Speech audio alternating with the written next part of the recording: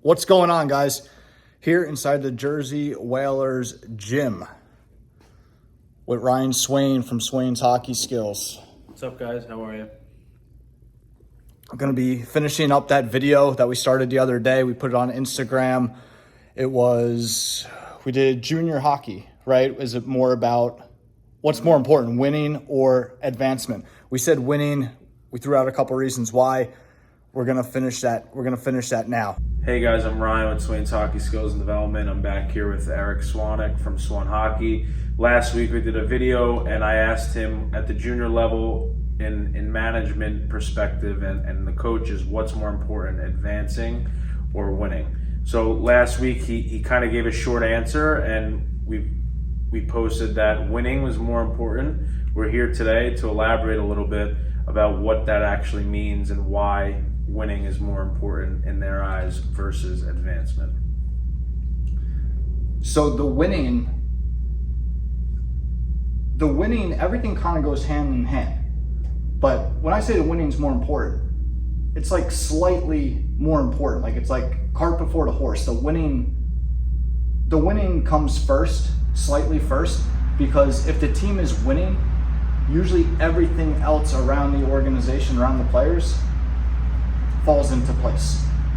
Like a team that's winning, like we said in the video last week, it's drawing attention to the players, right? Like the scouts of higher levels, they have limited time to recruit, and not saying that they don't have time to recruit, but it's got to end somewhere. Like for the time they have to recruit and the budget they have to recruit, it's better time and money invested.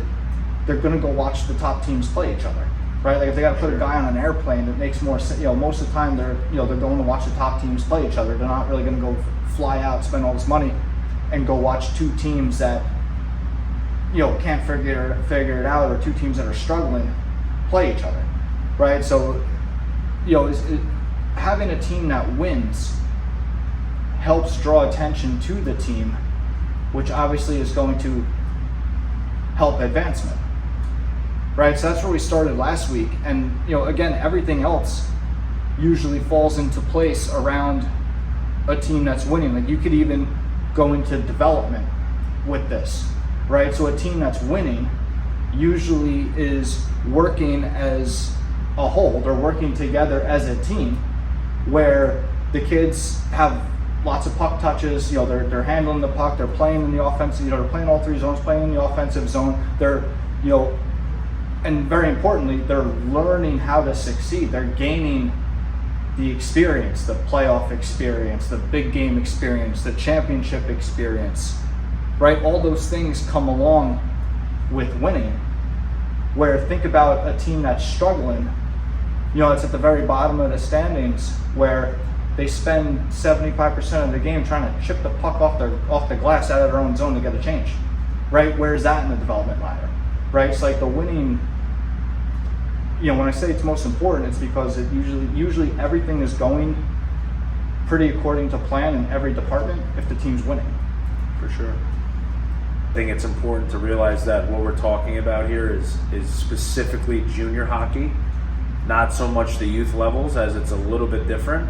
But at junior, even if it's tier 3, the coaches and management's job is to win. It's not necessarily to advance you, depending on the program that you're in. There's definitely some programs out there that's their focus, is advancing regardless of the outcome, but I would say the vast majority, like, they want to win games, because at the end of the day, it's their money they're putting in as owners, and it's the coaches' jobs and livelihood that's on the line.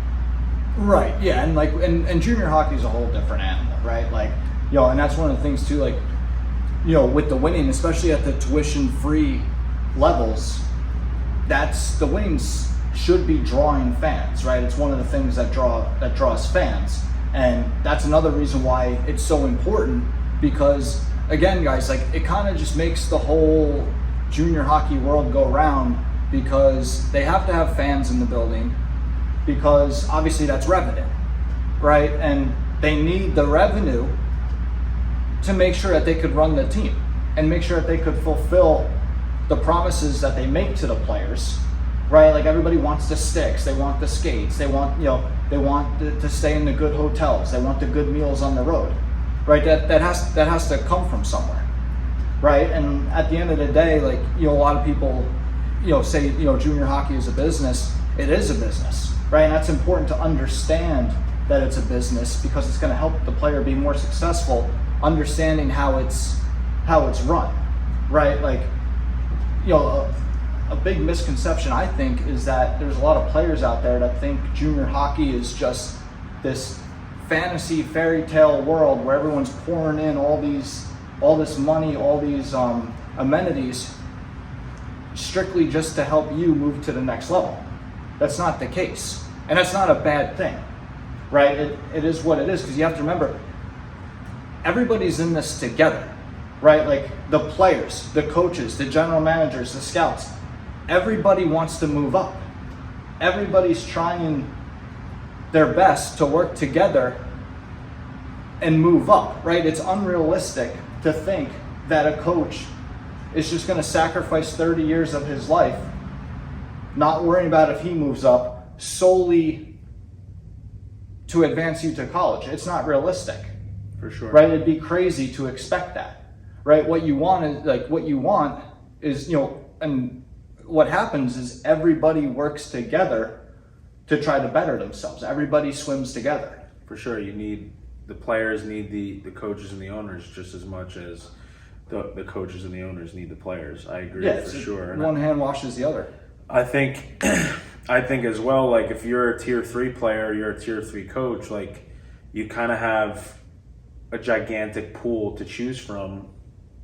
Now, there's obviously higher end teams and clubs versus lower end teams and clubs, but as you move up the ladder, if you are not performing at the tier 2 level or the USHL level, like they're just going to cut you not think twice, and they're going to get the next guy, maybe more than one guy, maybe 4 or 5 guys that come in to try to sort it out, and if they find the pieces they need, they're gonna fill the void. Versus at tier 3, if you're not the guy, you're not doing well, you probably have a month more shelf life than you would at a higher level, because they don't want all the roster transactions. It's tough to find players as it is with all the expansion in junior hockey. So as you move up to Junior A, USHL, Tier 2 Canada, college, pro, like the top of the funnel just gets even smaller.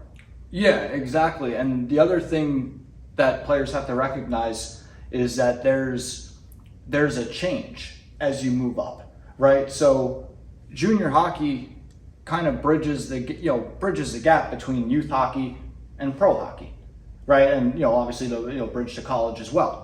Now, youth hockey, you're a paying customer, right? You're a paying customer.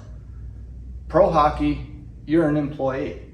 Junior hockey, especially at especially at the tier 2 and tier 1 level, it's bridging that gap. You're not quite an employee, but at the same time, you're not a paying customer anymore, right? Sure. Like in a way, the program owes you nothing. And I know that might sound harsh, but I don't mean it harsh. It is what it is. That's you're not a paying customer, right? They owe you what they promised you, right? If they're making promises 100%, they should fulfill those. But you're not a paying customer. Somebody's paying for you to be there, right? Like if you're playing in the North American Hockey League or the USHL, it's not free. Somebody's paying for you to be there, right? And we all know it costs like $10,000 to play tier 3. Right, so somebody's paying, and tier 1 and tier 2 cost even more because they're giving the players more. Yeah, there's more travel, more hotel. Right, yeah, and they're paying for equipment. They're paying, right. So to I mean, I don't know what off the top of my head what the breakdown is, but you got to figure it's costing them over $10,000 a kid. For sure. To have them on the team. Now, again, they're expecting something in return. If they're putting that money into you, they're expecting your performance to be there, and your performance to pretty much be there day one, right? Like if you need if you got to figure it out for a couple of days, a lot of these teams, it's not that it's immediately as you walk in the door up, you can't do it, get them out of here. I mean, some are like that, for sure. But they're the accountability is super high at those at those levels. Yeah, there's always someone chomping at the heels to try to get up into that position, whether it's the coaches recruiting new guys or advisors calling the coach's phone or players reaching out. Like, there's always communication as far as that goes, because to the point earlier, everyone wants to move up. So Right. if you're not performing, you're going to have a tough time at maintaining the level you're at or the level you want to be at. Yeah, and even tier 3, like tier 3, obviously it's very, very big, very broad. There's a lot going on in tier 3 right now. But even some at a higher level, tier 3, I'd say they operate very much like tier 2. Now the player's got to pay for it, right? Because, if you're playing tier 3, you're playing tier 3 because you can't play tier 2, right? So you're basically paying, in a way, you're kind of paying for the tier 2 experience. Now some teams provide that, some teams clearly don't. Right, but even some of the higher end tier 3, I would say that accountability is still, still has to be there. They'll get rid of you. Yeah, no, for sure.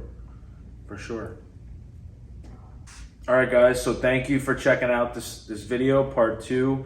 It's a wrap on advancement versus winning at the junior hockey level.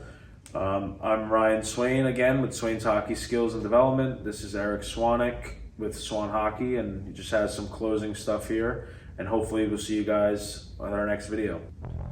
All right, guys, thanks for listening. Be sure to subscribe, hit the like button, follow Swan Hockey on Instagram, follow Swain's Hockey Skills on Instagram, and we'll see you soon. All right, guys, thanks again for joining us. All right, one thing I want to say, all right, for anybody that thinks that the winning is not number one, here's what I challenge you to do. All right, I want you to post it in the comments. All right. Find me a team. Go check the transactions. Find me a team at the tier 1 or tier 2 junior level that did not make any roster transactions throughout the year. Find me one team that did not try to better themselves. Find me one team that did not cut or trade a player. Find me one team that stuck with the players that they picked at training camp. All right? Throw it in the comments, and you can even check tier 3, right? Check tier 3, check the higher end of tier 3, right? I'm not talking about a team that's got 15 players and 4 of them are goalies. Find a high-end tier 3 team, see what they're doing. All right, take care, guys. Again, be sure to like this video, hit subscribe. Be sure to follow Swan Hockey on Instagram. Be sure to follow Swain's Hockey Skills on Instagram, and we'll see you soon.